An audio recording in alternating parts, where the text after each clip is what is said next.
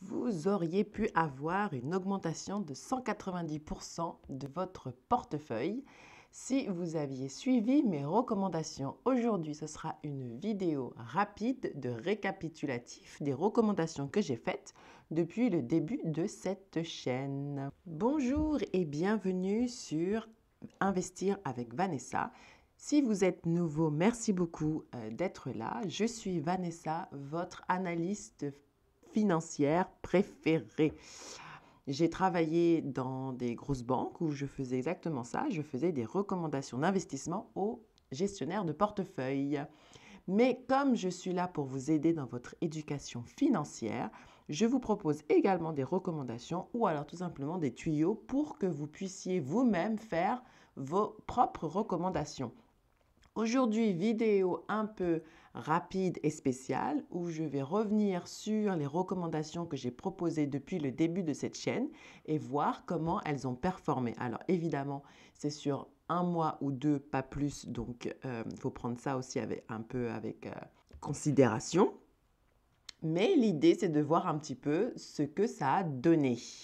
Donc ma première recommandation a été l'introduction en bourse de Airbnb qui est rentré en bourse en décembre 2020, donc il y a 3 mois à peu près.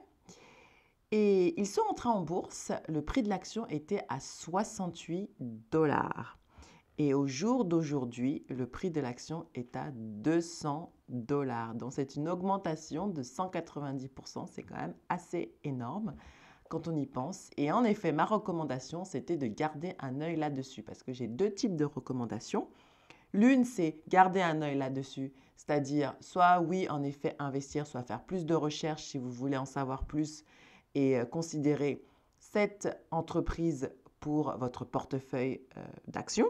Ou alors, l'autre type de recommandation que je propose, c'est tout simplement d'attendre de meilleurs jours. Donc, c'est-à-dire, vraiment, comme son nom l'indique, attendons un petit peu pour voir si l'entreprise propose ou alors tout simplement a de meilleures performances.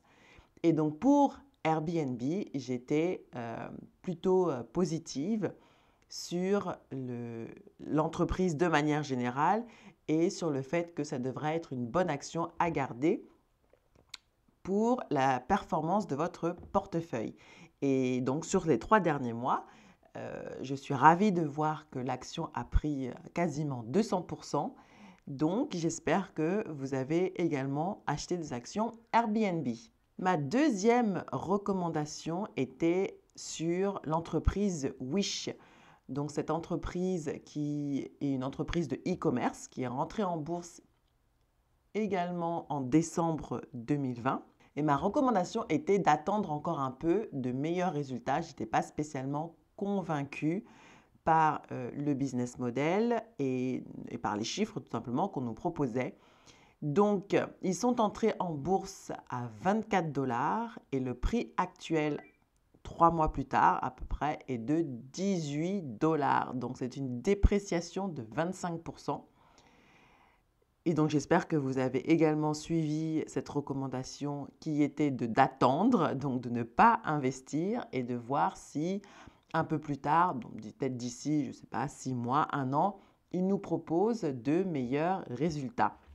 Bon, j'ai parlé également de Coinbase, l'introduction en bourse de Coinbase, mais ils ne sont pas encore entrés en bourse, donc moi-même j'attends avec impatience de voir la date prévue de leur introduction en bourse.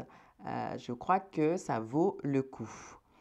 J'ai parlé également de Robinhood, mais là aussi, il n'y a pas de date d'introduction en bourse à l'horizon. Donc, nous attendons de voir. Je n'ai pas spécialement proposé de recommandations. Je disais juste, attendons un petit peu de voir quand on aura les chiffres officiels. Parce que vous savez, chaque entreprise qui entre en bourse doit remplir tout simplement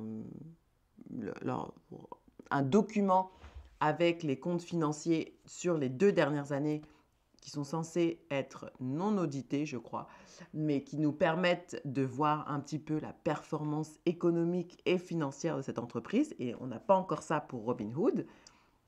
Donc, tout ce qu'on peut faire pour l'instant, c'est d'attendre ces documents officiels mais qui vont certainement remplir si ils entrent en bourse. Donc voilà, petite vidéo très rapide où je fais un récap, un récap de mes recommandations.